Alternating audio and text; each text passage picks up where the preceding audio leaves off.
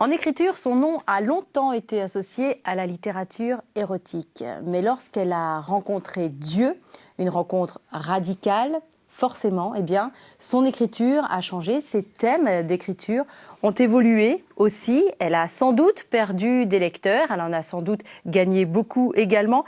Mais peu importe, c'est l'itinéraire d'une vie que nous allons voir aujourd'hui, du buisson ardent jusqu'à l'éclosion de la vérité, l'itinéraire d'une grande amoureuse qu'elle est restée. Alina Reyes, bonjour. Bonjour.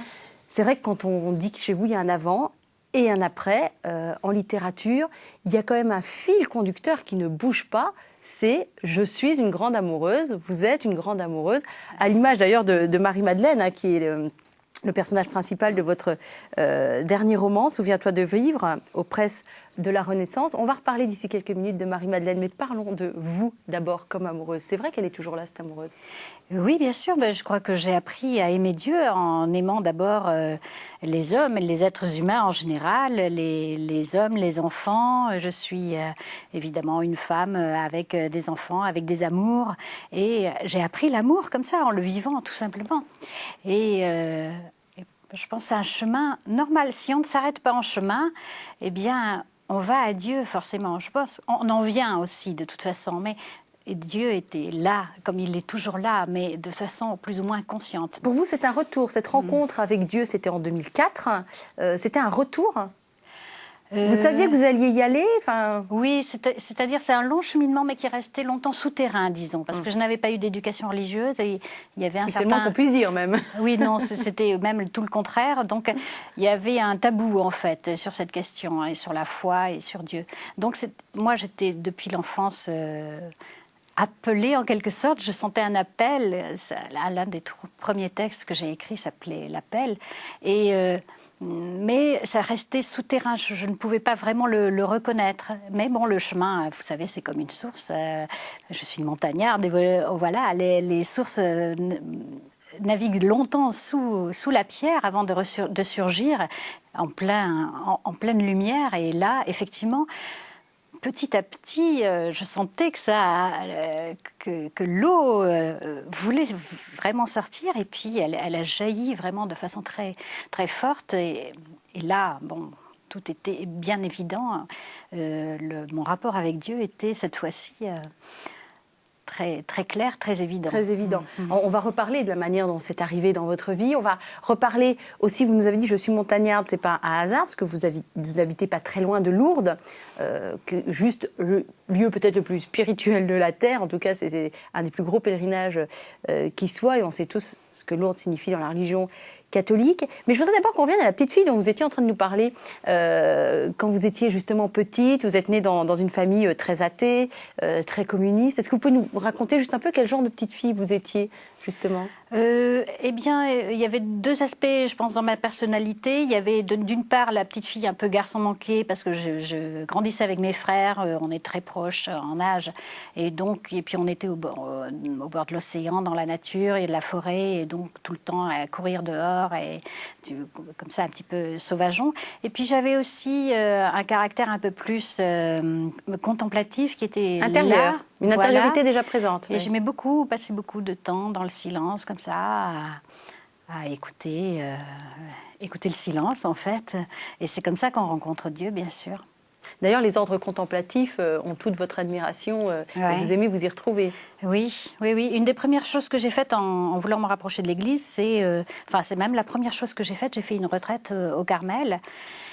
Et je me suis sentie merveilleusement bien, si bien que j'y suis retournée 2 autres fois depuis, pour faire des retraites aussi longues que je pouvais. C'est-à-dire longue, c'est quoi? C'est une semaine? Oui, quelques jours? Semaine à peu près. C'est assez radical quand on sait d'où vous venez, de l'athéisme, du communisme, d'une famille où on ne parlait pas du tout des choses de la religion, puis d'un seul coup, hop, une semaine au Carmel. Oui. Ça doit être assez bouleversant. Mais c'est très bouleversant, et c'est ce qui me tient à cœur particulièrement dans le catholicisme, c'est la vie monastique, qui est vraiment une merveille de la culture européenne. ça me fend le cœur quand je vois qu'il y a de moins en moins de vocations, que quelquefois on récupère des monastères pour en faire des hôtelleries ou je ne sais quoi. C'est terrible parce que c'est... Vraiment, quand j'étais au Carmel, dès la première fois, il y a une sœur, Marie-Christ, qui m'a dit il paraît que s'il n'y avait plus de moines et de moniales pour prier toute la journée, le monde s'écroulerait. Et j'ai trouvé ça très beau. Et je crois que c'est vrai. On a besoin de gens qui se consacrent à l'esprit. Ça veut dire qu'il y a une religieuse en vous qui se cherche. Ça aurait pu être un choix de vie, finalement? Alors, je pense que si j'avais peut-être grandi dans une famille très religieuse, j'aurais certainement été... je me serais déclarée beaucoup plus tôt, évidemment, comme amoureuse de Dieu. Mais bon, voilà, c'est un parcours différent, mais c'est pas grave. Et maintenant, j'ai des enfants et je ne vais pas entrer dans les ordres, évidemment. mais j'ai ma façon de faire ça en étant dans mes montagnes, dans la solitude. Je me sens un peu que dans une vie monastique aussi. Vous savez, le moine, c'est celui qui est seul, en fait. Hein. C'est ça le sens du mot moine. Donc, une vie dans le silence et la solitude. Et la vie d'écrivain ressemble souvent à ça, quand on s'y consacre, du moins complètement. À la fois dans la solitude, et vous avez aussi le beau mot de jaillissement pour la foi. L'écriture aussi est un jaillissement. D'où vous est venu ce besoin? Parce qu'il me semble que l'écriture est un besoin, souvent, chez les écrivains. Vous arrivez à remonter aux sources de ce besoin d'écriture aussi? J'ai toujours voulu écrire et j'ai toujours écrit. J'ai toujours beaucoup lu d'abord. Je pense que l'écriture commence là. Commence là, voilà, avec la lecture. J'étais une très grande lectrice, même alors que dans mon enfance, je n'avais pas un accès aux livres très, très évident. Mais bon, je pouvais toujours trouver des livres. Et puis après, quand j'ai été au collège, il y avait une bibliothèque, donc je lisais énormément de poésie. Et je pense que ça aussi, ça ouvre beaucoup à l'invisible. Donc, il y a plusieurs façons comme ça d'arriver à Dieu. Même sans éducation religieuse, on peut trouver évidemment, alors dans la contemplation, comme ça, dans la nature, et aussi par la poésie, c'est très important. Qui en poésie ou quels poèmes vous ont particulièrement guidé, éduqué, orienté, touché? Alors, j'ai lu énormément, parce que j'étais interne et je passais tout mon temps à lire en dehors des cours. Mais alors, j'ai aimé très tôt Rimbaud, qui m'a continué à me suivre. Et sinon, il y avait Gérard de Nerval, des auteurs qui ont exploré un peu l'au-delà, justement, de la vie quotidienne, qui ont essayé de voir dans l'invisible, même si cet invisible n'avait pas forcément le nom de Dieu, mais donc de dépasser les apparences. Et aujourd'hui, ce serait plus vers qui que vous vous tournez alors en poésie? Je suis toujours fidèle à Rimbaud et je pense qu'il y a aussi des poètes qui, beaucoup d'autres poètes, mais il y a des poètes qui écrivent en prose et qui passent pour romanciers, mais en fait, je lis beaucoup Kafka par exemple, qui est à la fois un philosophe, un faux romancier et un poète. Alors que son écriture ne paraît pas du tout poétique, mais parce que justement c'est le fait qu'il explore quelque chose de l'au-delà qui n'est pas accessible dans le monde profane. Voilà. Quand on vous lit, on sent tout à fait la dimension poétique de ce qui vous habite, parce que ça ressort assez naturellement dans votre écriture. Et on dit d'ailleurs souvent de votre écriture qu'elle est poétique et sauvage. On associe toujours sauvage à poétique. C'est un compliment pour vous? C'est quelque chose, vous vous méfiez un petit peu des étiquettes un peu rapides des critiques, ou comment vous... Non, je pense que c'est très lié, la poésie et la sauvagerie, en fait. Parce que, donc ça vous plaît? Oui, mais c'est tout à fait ça. Vous savez, il y a une vieille légende qui disait qu'au paradis, Adam parlait en vers. Et je pense que, effectivement, la première langue, la langue primitive de l'homme est poétique. C'est une langue qui n'était pas séparée de la vie, c'est-à-dire qu'elle était performative, un peu comme la langue de Dieu, c'est-à-dire l'objet et son nom étaient liés. C'est ça, en fait, la vérité, c'est ça qu'essaie de retrouver la poésie. Qu'il n'y ait plus de dissociation entre aussi la vie et le discours. Alors j'aimerais qu'on en vienne à votre conversion. C'est vrai que chez les nouveaux convertis, il y a toujours quelque chose de très très brûlant. On associe souvent les conversions récentes et bouleversantes au thème du feu. J'imagine que vous le vivez comme ça, vous aussi. Oui, oui, bien sûr. Vous pouvez nous la raconter, cette conversion avec le recul aujourd'hui d'il y a 6 ans maintenant. Oui, en fait, à la fois c'est très long, bon, c'est un chemin qui s'est fait depuis l'enfance, et c'est vrai qu'il y a 6 ans à peu près, il y a eu quand même quelque chose de fondamental qui m'a fait prendre conscience que maintenant je ne pouvais plus reculer. Et donc ça s'est passé au cours d'un été où, comme toujours, j'étais dans ma montagne et je passais beaucoup de temps en contemplation et en méditation. Tous les soirs, je vais dans un petit endroit où je m'assois sur une pierre et je contemple. Je passe là 1 heure ou quelquefois plus. Et là, bon, c'est pas facile à raconter parce que, en fait, il n'y a pas de mots pour raconter l'indicible. Mais disons qu'il y a eu une rencontre. C'était un petit peu comme le phénomène du buisson ardent, c'est-à-dire que un feuillage s'est mis à parler en lumière, en fait. Voilà ce que je peux dire. C'est-à-dire, vous savez, comme quand on voyait un piano, on peut jouer et le piano se met à parler en musique. Les touches se mettent à émettre des sons, faire de la musique. Et bien la lumière, avec ce feuillage, faisait la même chose. C'est-à-dire qu'elle écrivait quelque chose, elle parlait. Alors, voilà, c'est pas évident, mais enfin bon, c'était la présence de Dieu qui était là. Et puis bon, j'ai eu d'autres expériences de ce type, mais en tout cas, c'était un moment de grâce, bien sûr, où on est soulevé, on est hors de soi et on rencontre Dieu dans une évidence qui est tellement forte que c'est presque plus évident que le fait de voir les gens dans la vie réelle. Je vous admire d'arriver à nous raconter ça, parce que c'est vrai que c'est pas évident de se poser là dans un fauteuil et de raconter une expérience tellement intime, forte à la fois. J'imagine que la moitié des gens que vous connaissiez vous ont pris pour une folle, vous se sont dit mais c'est quoi ce délire mystique, ou n'ont pas compris tout simplement, sans forcément vous juger. Vous avez dû, quand vous l'avez raconté dans un livre, notamment, vous avez dû vous confronter au jugement des autres. Alors, d'abord, je ne l'ai pas raconté autour de moi comme ça parce que bon, c'est difficile à raconter, puis je ne pense pas que ce soit forcément utile. Mais après, je me suis décidée, donc plusieurs années après, ça fait son chemin, je me suis dit, il faut quand même que j'en parle parce qu'après tout, je ne suis certainement pas la seule, et je sais que je ne suis pas la seule qui vit ce genre d'expérience. Et puisque j'ai la parole, puisque je suis écrivain, c'est mon travail de témoigner et de dire ce qui peut arriver, et que finalement, je me suis rendu compte que dans notre monde, c'était plus difficile de dire des choses comme ça, que moi je venais de la littérature érotique, qui est déjà une espèce de transgression d'un tabou, mais finalement pas tant que ça aujourd'hui. C'est plus de la provocation, finalement, de témoigner en tant que catholique, finalement, que ce que vous faisiez avant, alors. Oui, parce ça a que été plus maintenant, ressenti comme ça. Voilà. Et dans notre monde, tout ce qui concerne les choses de l'esprit est beaucoup plus tabou, en fait. Que ce qui concerne le corps. Voilà, que ce qui concerne le corps.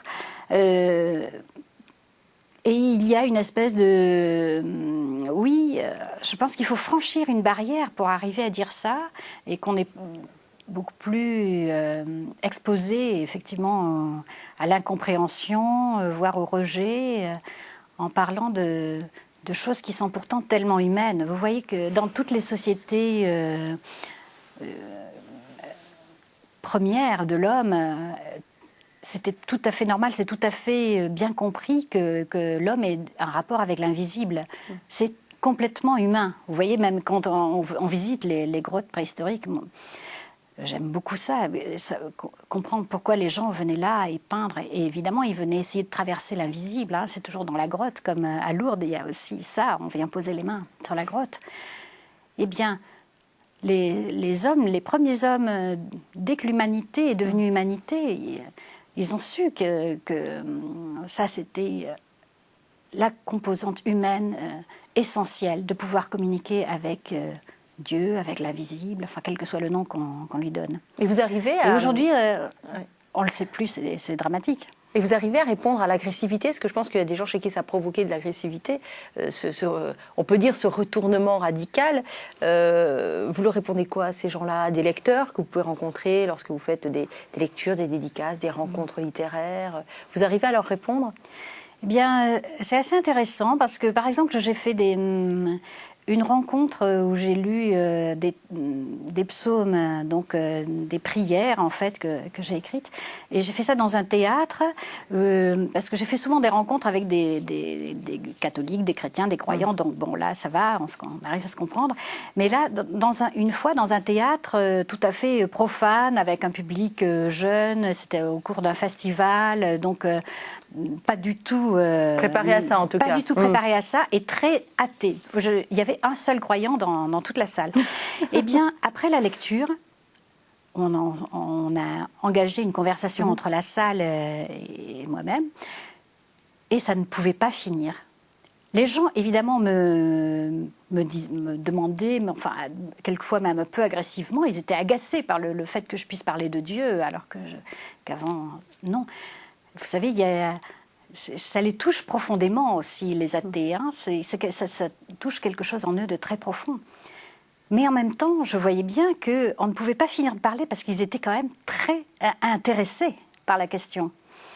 Donc on touche un point quand même sensible, comme vous dites, de l'ordre du tabou, mais en même temps, quand on brise le tabou, donc, la parole se libère. Voilà. Et finalement, ça ressemble assez à ce qui se passe avec la sexualité. Donc c'est ça, quand il y a un tabou, les gens sont volontiers agressifs, mais finalement, si on continue faut continuer à parler, et la parole libère.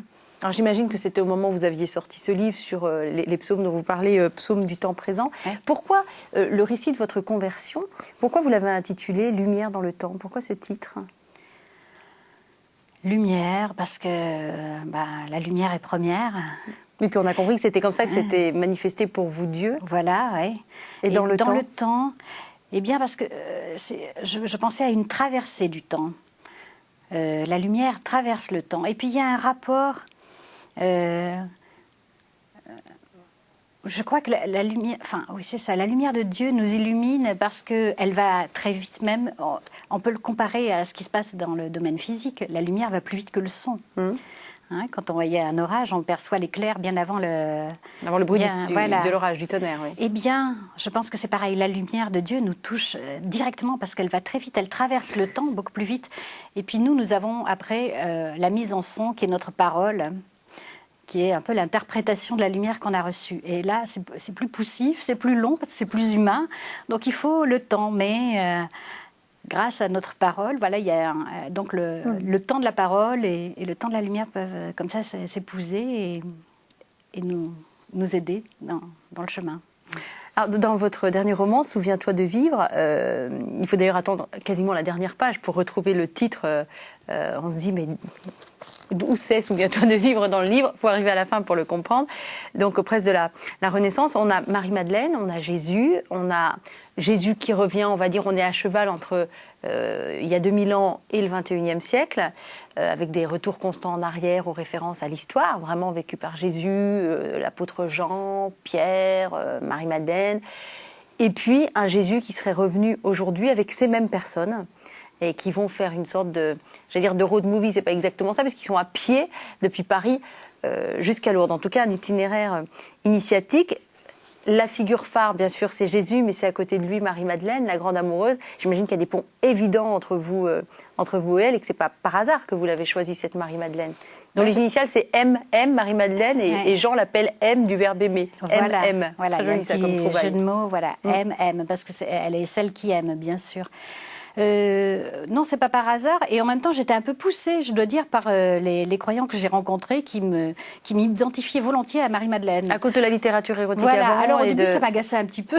Et puis finalement, je me suis dit, mais bon, oui, ils ont raison.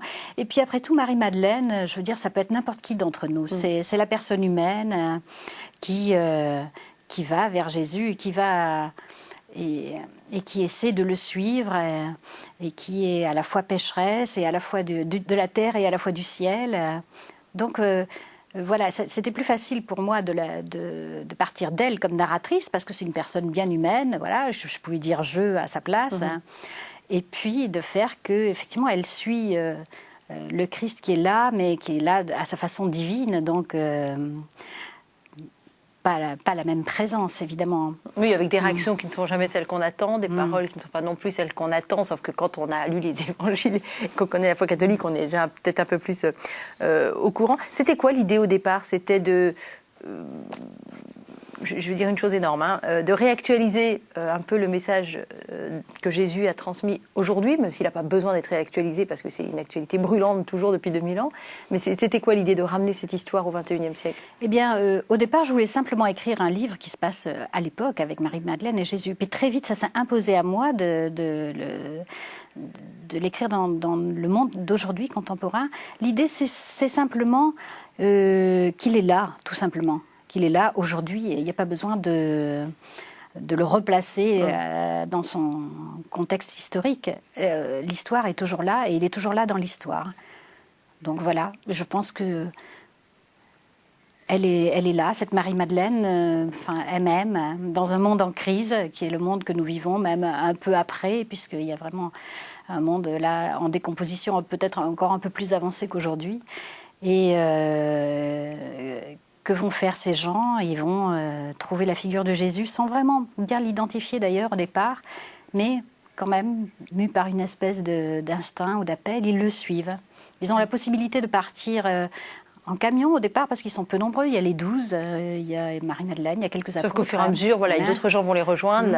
Mais Jésus dit non, on va aller à pied. Et on comprend que grâce à ce chemin à pied, grâce à cette ascèse finalement, qui est le refus de céder avec un moyen technique, eh bien, ils vont pouvoir accueillir tout au long de leur chemin beaucoup d'autres gens qui vont venir avec eux et qui vont faire ce pèlerinage. Et le pèlerinage, donc ils arrivent à Lourdes en fait, en suivant aussi les chemins de Saint-Jacques. Bon, c'est le fait de descendre, d'aller vers un but, mais il va falloir revenir aussi, parce que le pèlerinage, il ne suffit pas d'y aller, il faut revenir. Bon, et c'est à l'issue de ce retour qu'ensuite il y a une passion qui est évoquée, et la résurrection, bien sûr. Évidemment, on ne va pas tout raconter non plus, mais j'aimerais bien que vous en lisiez. On connaît l'histoire. Hein.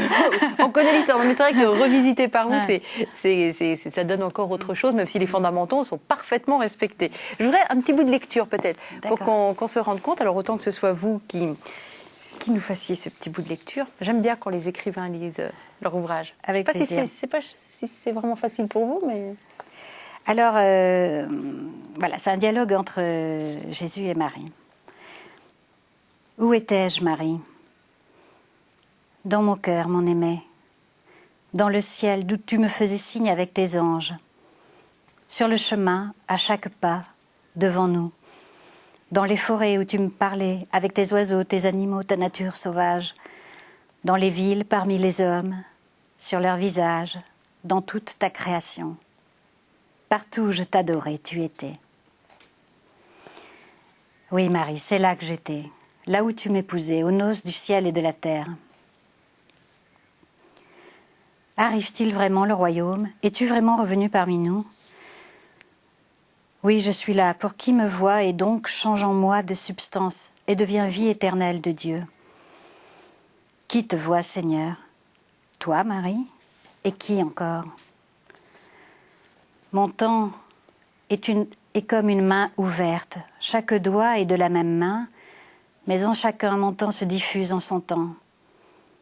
L'accomplissement vient, mais en chaque homme à son heure, ou plus souvent jamais. Il est si long, le pèlerinage de Dieu, avant de voir l'accomplissement advenir en tous. Travaille de tout ton cœur, Marie, pour que ceux qui m'attendent me voient, pour que ceux qui m'ont oublié m'attendent et se mettent en route, pour que tous puissent ouvrir les yeux et voir comment je leur arrive chaque jour. Travaille avec moi, Marie, pour qu'ils voient ce quelque chose d'inouï qui leur arrive à chaque instant et qui se développe encore alors qu'ils croient que rien n'arrive. Vis toujours dans ma vie, Marie. Tu te souviendras? Souviens-toi de vivre, toujours, et tu vivras toujours dans mon royaume, mon cœur qui bat pour toi. Libère les prisonniers. Dis-le pour moi à qui veut bien entendre. Souviens-toi de vivre. Je suis là, je t'aime. N'aie pas peur de vivre ni de mourir. Si tu vis et meurs en moi, tu renais, tu renaîtras et nous sommes réunis. Tu le sais, n'est-ce pas? Oui, mon cœur. Donc on est vraiment sur les dernières pages du roman. À un moment, vous disiez que les gens qui vont suivre Jésus se dépouillent. Ils se dépouillent tellement qu'ils n'ont pas d'habits de rechange. Leurs habits deviennent ceux de mendiants, de gueux. Et moi, je fais la relation directe avec la dédicace qui est assez incompréhensible si on n'est pas bien briefé. Donc vous allez nous expliquer un petit peu. Je la lis. À mes amis, entre guillemets, accueillis et, entre guillemets, bénévoles du cœur du 5. 5 en chiffres. Aux enfants, aux pauvres, aux souffrants, aux vivants qui veillent à la lumière, à tous les hommes en amour. Est-ce que vous voulez bien nous l'expliquer, cette dédicace, Alina Reyes? Eh bien, pendant quelques mois, j'ai été bénévole dans une association et qui recevait des SDF. Cœur du 5, alors. Voilà.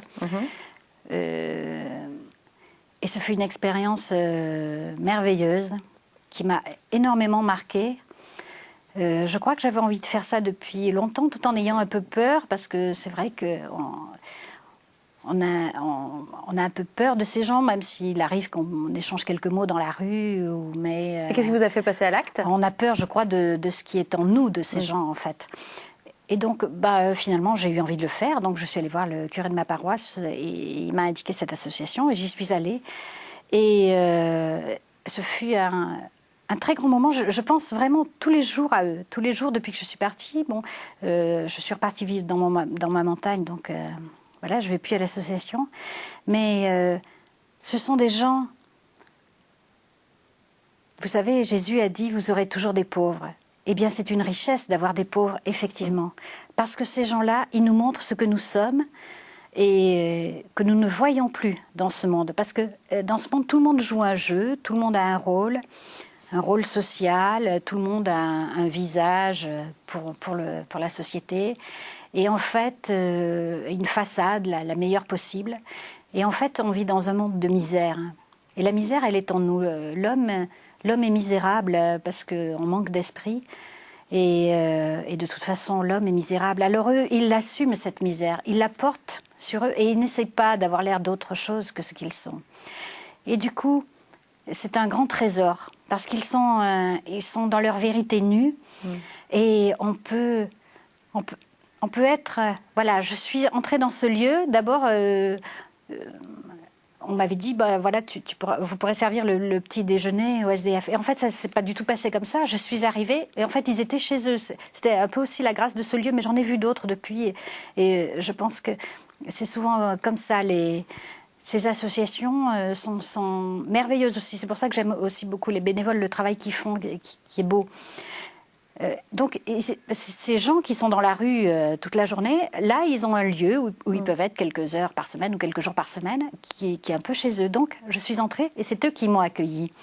Et qui m'ont montré comment je devais être avec eux, très simplement, en se tutoyant, en étant tout de suite très direct, très simple, et partager le café, et partager les paroles, qui ne sont pas les mêmes paroles que celles qu'on peut échanger au quotidien avec... les gens, parce que là, il y a aussi un statut de la parole qui est particulier. La parole non plus est aussi sans domicile fixe en quelque sorte. C'est-à-dire que les conversations, vous savez, je trouvais que ça ressemblait souvent à du Beckett, parce que oui, c'est ça, on est un peu peut-être en attendant Godot, là, en attendant Dieu. Mais il est là en même temps, il est là tellement présent. Alors, mais c'est la précarité de la parole aussi. Alors on échange et puis la profondeur vient à la fois immédiate parce qu'il n'y a pas de barrière et à la fois délicate. Il y a beaucoup de délicatesse. Bien sûr, ces gens sont souvent abîmés par la rue parce que c'est très difficile d'abord d'être tombé à la rue. C'est que ça veut dire qu'on a eu une histoire déjà difficile avant. Puis ensuite d'y être, c'est quand même très très difficile. Mais ils ont une grande solidité parce que pour survivre à ça, c'est la preuve qu'ils ont une grande solidité. Mais bien qu'ils soient abîmés, ils ont une grande force, donc, qui peuvent nous nous aider. Moi, je me suis sentie aidée par eux, en fait. Parce qu'ils sont exclus et ils me montrent ma propre exclusion. Et ils me montrent la propre exclusion de l'homme dans ce monde. On croit qu'on est tous insérés. En fait, on est tous exclus. Parce que le monde exclut l'homme. Et puis on croit qu'on vient aider des pauvres, et finalement ce sont les pauvres qui nous apprennent au bout du chemin. Oui, il y a un échange absolument profond, parce qu'ils nous apprennent ce que nous sommes.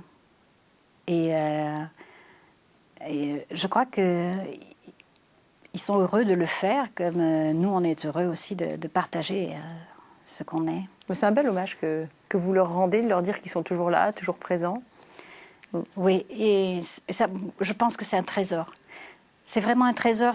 Évidemment, je ne veux pas qu'ils restent comme ça dans ces conditions. Je veux qu'on les aide le plus possible.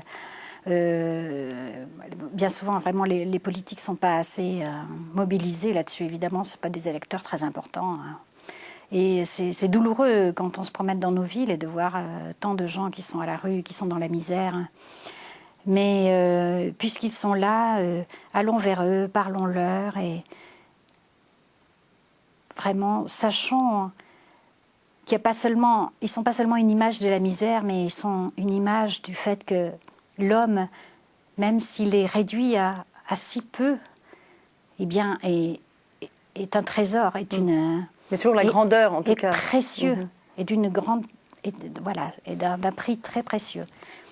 Et oui, cette délicatesse aussi que je notais dans les rapports qu'ils entretiennent entre eux, et puis aussi avec nous, avec les bénévoles, enfin, qu'on entretenait tous ensemble, elle est très particulière. Parce que bien sûr, alors, quelquefois, ils pètent les plombs, ils se mettent en colère tout d'un coup, ils ont souvent des problèmes psychologiques et tout, évidemment, qui n'en auraient pas à vivre dans leurs conditions. Hein. Mais, alors, quand ça arrive, eh bien, tout le monde autour... se calme, fait silence, on attend que l'autre se calme. Il n'y a pas du tout d'énervement, on ne se réplique pas méchamment. Il y a un accueil finalement de ce qui arrive à chacun. Voilà. Ils sont très très respectueux. Alors quelquefois on faisait des parties de cartes ou comme ça, mais alors dans le jeu, c'était vraiment... Il fallait bien, on se respectait les uns les autres. Une infinie délicatesse, vraiment, plus qu'ailleurs. Quand on vous écoute depuis le début de cette émission, on se dit que vous avez opéré une mue dans votre vie de femme, dans votre vie entre guillemets d'amoureuse, dans votre vie d'écrivain, évidemment. Et alors il y a quand même un objet assez symbolique que vous nous avez amené, symbolique de la mue. Alors attention, vous n'avez jamais vu ça nulle part. Vous n'avez jamais vu ça déjà dans VIP. J'avoue que je vais vous remettre la palme de l'originalité de tous les objets apportés par les invités. Voilà. Alors attendez, on le sort délicatement pour pas le casser, parce que c'est vraiment dans une petite boîte.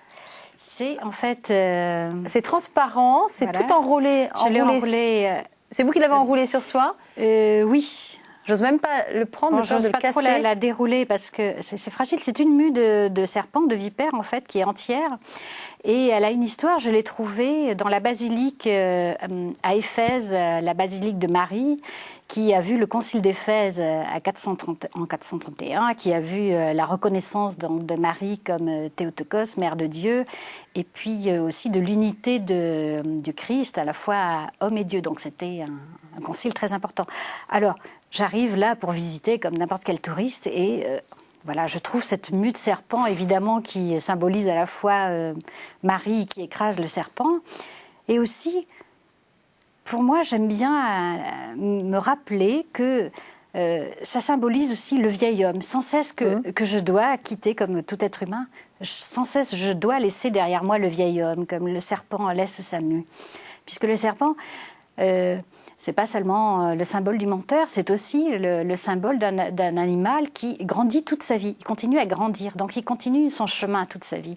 Et s'il continue à grandir, ça veut dire qu'il est obligé, évidemment, de laisser sans cesse. Alors nous, évidemment, d'un point de vue spirituel, on est obligé de faire pareil. Si on s'arrête, si on n'a plus de mue, eh bien, on s'arrête de grandir. Et voilà. Et puis aussi, peut-être cette mue, c'est le symbole du mensonge, ce qui est devenu... mensonger et qu'il faut laisser derrière nous. Voilà. C'est un beau symbole de renouveau, en tout cas, de renouveau dans dans votre vie, c'est un symbole de purification aussi, quelque part. Purification au feu de Dieu. Vous nous avez parlé d'un buisson ardent vous concernant, et d'autres manifestations dont vous ne nous avez pas parlé. Est-ce qu'on peut éventuellement en parler aussi, pendant que je vous laisse ranger votre mue de serpent délicatement. Vous la mettez où à la maison, la mue du serpent? Alors là, je l'ai mise dans une petite boîte, boîte de cassettes vidéo, enfin, pour faire des films. Mais sinon, elle est exposée quelque part, vous la regardez régulièrement pour vous souvenir? Oui, elle est sur la cheminée, justement. Donc, c'était trop original. Il y a un rapport avec le feu. D'accord. Voilà. Décidément, tout se tient. Hein. Voilà. Tout se tient. Donc, on range la petite mue de serpent. Est-ce que, oui, ça vous embête de parler un peu des autres manifestations de Dieu vis-à-vis de vous? Est-ce que ça vous gêne? Est-ce qu'on peut en parler? En fait, il y en a... Enfin, il est tout le temps là. Donc, si vous voulez, il y a eu des premières manifestations comme ça très massives, très évidentes et qui m'ont beaucoup surpris parce que c'était la première fois que ça arrivait, comme avec très bouleversant ce aussi, buisson lumineux. Une autre fois. C'est-à-dire que maintenant, c'est constant parce que j'ai bien compris que finalement, Dieu nous parle à travers toute sa création. Alors, si on est à l'écoute, eh bien, on le rencontre tout le temps. Alors, je l'ai rencontré aussi bien dans la nature avec un buisson lumineux, avec un gave, un torrent lumineux aussi qui tout d'un coup disait quelque chose. D'autres langages, disons, de la création qui m'ont interpellée comme ça, mais aussi bien quand je suis allée au Carmel, pendant l'oraison, et bien là, il y a aussi une présence de Dieu qui se manifeste très vite et extrêmement forte, extrêmement puissante. Et après, ça peut arriver aussi au quotidien, de façon beaucoup plus modeste, disons. Mais enfin, est-ce qu'on peut appeler ça modeste? Parce que c'est tout le temps... Évidemment, quand Dieu est présent, tout est illuminé tout d'un coup. Et il est présent. C'est seulement qu'on n'ouvre pas les yeux, les oreilles, tous les sens, plus le sixième sens et les sens intérieurs qui permettent. Et pourquoi on ne le fait pas? Parce qu'on vit dans une société où on est tout le temps soumis à des horaires, à des contraintes. Et puis après, quand on arrive à la maison, on se repose, on va allumer la télé, allumer la radio, surfer sur Internet. On n'est pas le veilleur. Voilà, et on n'a pas le temps de veiller. On est tout le temps, au contraire, envahi d'images. Hein. Veilleur où on est la nuit, j'en sais rien, j'ai autre chose à faire. Voilà. C'est-à-dire que même quand on a un temps de loisir, en fait, on se laisse occuper par des images toutes faites, par des paroles toutes faites qui nous viennent d'ailleurs, au lieu de rester dans le silence, un peu à accueillir ce qui peut venir du silence.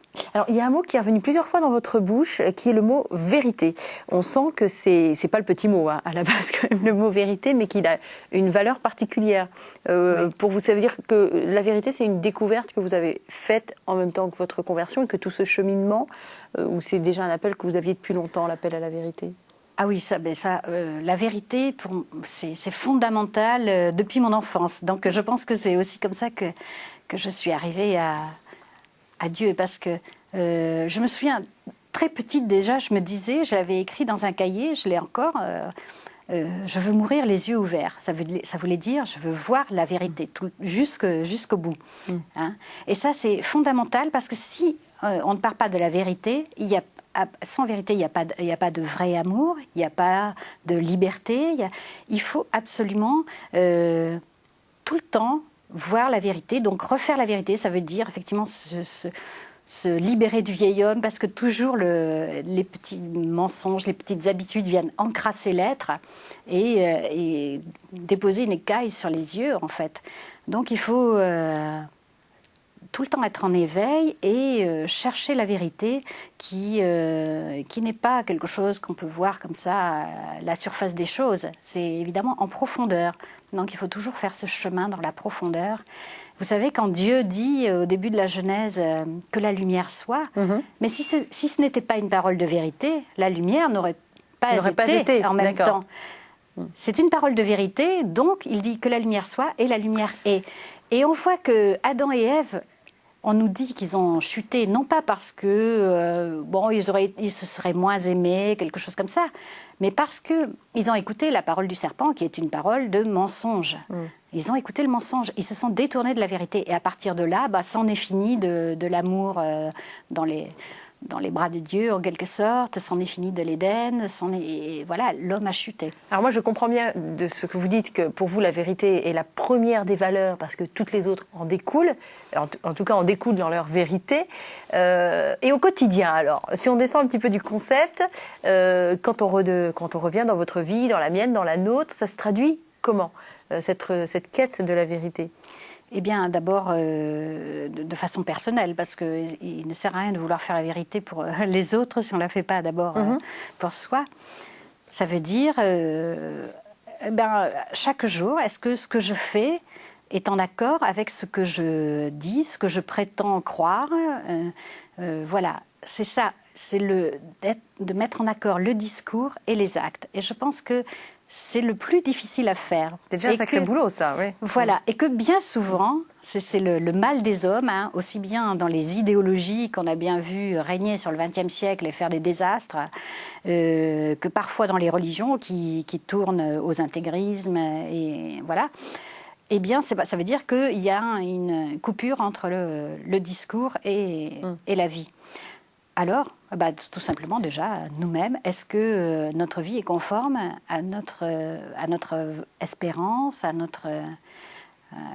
comme on le dit quelquefois de façon imagée, est-ce qu'on réalise ses rêves d'enfant? Mais c'est bien parce qu'effectivement, l'enfant a plutôt tendance à être plus proche de la vérité. Donc, en tout cas, relié à une certaine pureté. Voilà. Et ensuite aussi dans la façon de voir le monde, alors, parce que c'est important, puisque on est évidemment très très informé de toutes parts, mais il n'est pas dit que la formation que nous recevons soit l'illustration de la vérité.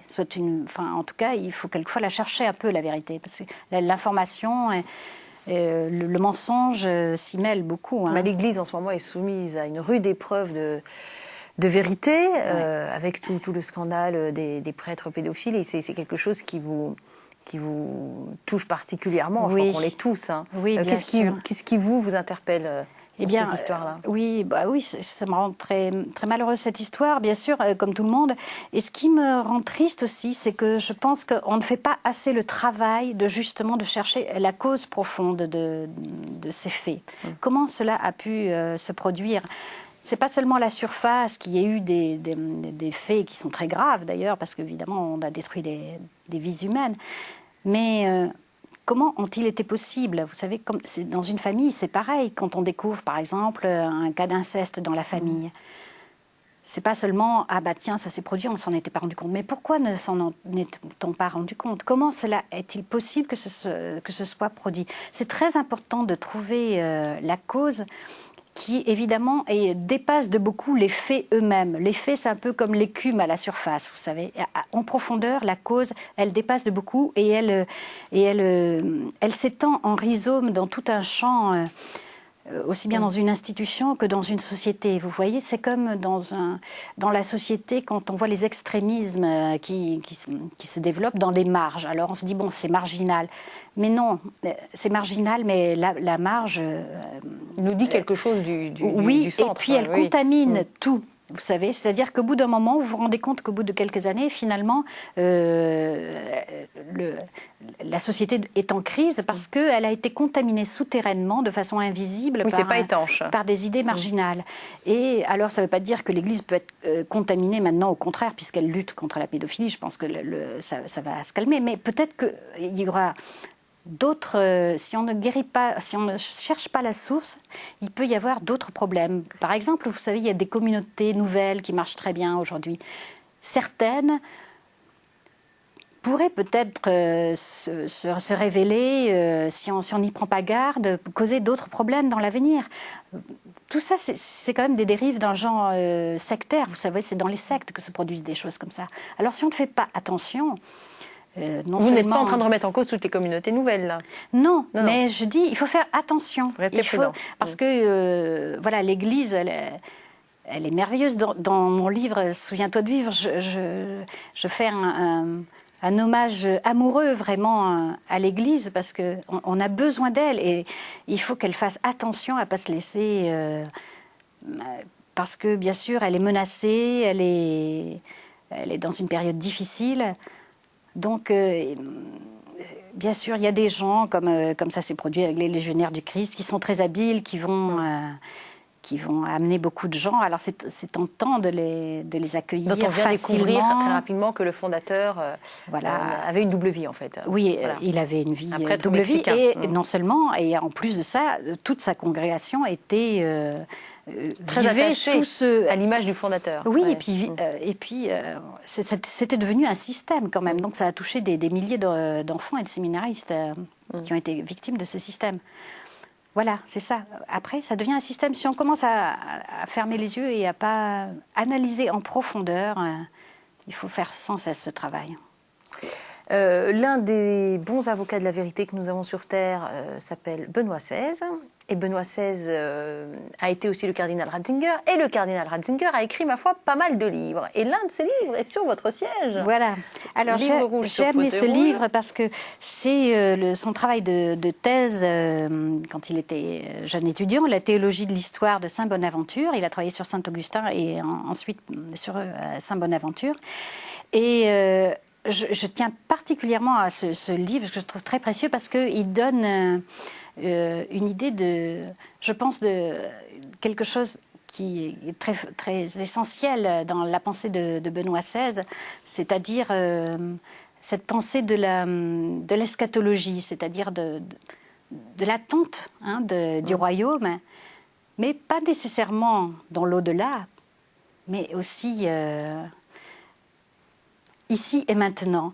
Et voilà, donc je vais lire quelques lignes de la conclusion de ce livre sur Saint Bonaventure. Et d'ailleurs, ça rejoint un petit peu la lecture que j'ai faite des dernières pages de Souviens-toi de vivre. De votre livre, aussi le royaume, voilà. Alors, il faut juste que je retrouve la page. Donc la thèse de Benoît XVI sur Saint Bonaventure. On vous écoute, Alina Reyes. Au point de fuite de sa théologie de l'histoire se trouve le mot même par lequel Augustin conclut son œuvre apparentée et pourtant si différente, la Cité de Dieu. Le mot « paix ». Et alors, ce sera la paix. Mais cette paix est chez Bonaventure devenue plus proche de la terre. Ce n'est pas cette paix sans fin dans l'éternité de Dieu et qui suivra la fin de ce monde. C'est une paix que Dieu établira sur cette terre elle-même qui a vu tant de sang et de larmes. Comme s'il voulait montrer au moins à la fin comment cela aurait pu et dû être en réalité d'après son plan. Ainsi souffle déjà ici le parfum d'un temps nouveau, dans lequel le désir de la gloire de l'autre monde est recouvert par un profond amour pour cette terre sur laquelle nous vivons. Mais malgré toute la différence des temps qui séparent aussi les œuvres des grands théologiens chrétiens, subsiste pourtant une unité décisive. Augustin, comme Bonaventure, savent que l'Église, qui espère la paix pour un jour à venir, a pour devoir l'amour pour le maintenant, et que le royaume de la paix éternelle croît dans le cœur de ceux qui accomplissent chaque fois en leur temps la loi de l'amour du Christ. Tous deux se savent soumis à la parole de l'apôtre. La foi, l'espérance et la charité demeurent toutes les trois, mais la plus grande d'entre elles, c'est la charité. 1 Corinthiens 13. Voilà. C'est vos lectures, c'est sur votre table de chevet, c'est vos lectures habituelles, c'est les lectures que vous avez aujourd'hui. Oui, oui, parce que bien sûr, je suis curieuse des autres expériences de Dieu et donc j'ai lu aussi les Pères de l'Église et puis bon, voilà, je lis beaucoup Jean de la Croix, avec lequel je me sens beaucoup d'affinité. Vous reniez vos premiers livres, tout ce qui était lié à la littérature érotique, pas du tout. Ou vous les assumez parfaitement? Oui, j'assume, et je crois que c'est un devoir que nous avons d'assumer, assumer Assomption. Et il faut assumer parce que de toute façon, ces livres, je les ai écrits aussi dans un désir de vérité. C'est la même chose. Je pense que c'est mon travail. Je suis écrivain. Je dois mettre dans la lumière ce qui est dans l'ombre et ce qui nous libère Vous savez, il y a ce passage très mystérieux et magnifique de Jésus qui est écrit dans le sable quand on lui amène la femme pécheresse. Mais on ne sait pas ce qu'il écrit. On ne sait pas ce qu'il écrit. Et pourquoi écrit-il dans le sable? Alors je me suis dit, peut-être, il y a certainement différentes raisons, mais une des raisons pour lesquelles il écrit dans le sable, c'est peut-être parce qu'il y a des choses qu'on ne peut pas dire, mais qu'on peut écrire. Et les écrivains, c'est souvent ça, leur travail. Ils écrivent des choses qu'on ne peut pas dire, mais qu'on peut écrire et que l'on doit écrire parce qu'elles le libèrent. Et il y a certaines choses qu'il faut, quand on lit un livre dans l'intimité, ce n'est pas la même chose que dans une conversation. On peut lire ces paroles et ces paroles libèrent. Vous voyez? Et dans l'érotisme, c'est vraiment très, très, très vivant, ça. L'expression du fantasme, tout ça. Si on garde tout ça en soi, sous le couvercle, eh ben, ça finit par faire des drames que l'on sait. Il vaut mieux libérer la parole et qu'on sache qu'effectivement, on a en soi voilà, tout un univers qu'on ne va pas forcément vivre dans la vérité, mais qui a besoin de s'exprimer. Donc je ne renie pas du tout mes livres précédents, au contraire. Et puis souvent, quand j'ai rencontré des chrétiens, lors des rencontres que j'ai pu faire, ils m'ont dit est-ce que vous pourriez faire quelque chose pour aider les chrétiens à se sentir mieux dans leur corps? Parce que c'est vrai qu'on a l'idée quand même du péché qui frappe la sexualité. Et c'est l'objet de votre prochain livre? Voilà, donc finalement je me suis dit oui, ils ont raison de me demander ça, puisque je peux le faire, même si ça me casse un peu les pieds quelquefois de me dire, bon, j'ai déjà tellement traité le sujet, mais ça fait rien. Ah ben là, c'est sous un autre angle quand même. Je vais le refaire, voilà. Et donc, mon prochain livre s'appelle Charité de la chair et traitera c'est un essai, voilà, de la façon dont on peut vivre la chair de façon à la vivre dans un esprit d'amour et non pas toujours dans les problèmes qui risquent de nous faire chuter dans les enfers. Et la boucle est bouclée. Je vous remercie infiniment, Lina Reyes, d'être venue dans notre émission. Je rappelle donc Souviens-toi de vivre aux presses de la Renaissance. Une bonne lecture que je vous conseille. On y apprend beaucoup de choses et une vision finalement de textes qu'on connaît bien de la Bible, qu'on revisite de manière un peu différente. Enfin, c'est très enrichissant. Je vous en remercie infiniment et très bonne continuation à vous. Merci. Au revoir.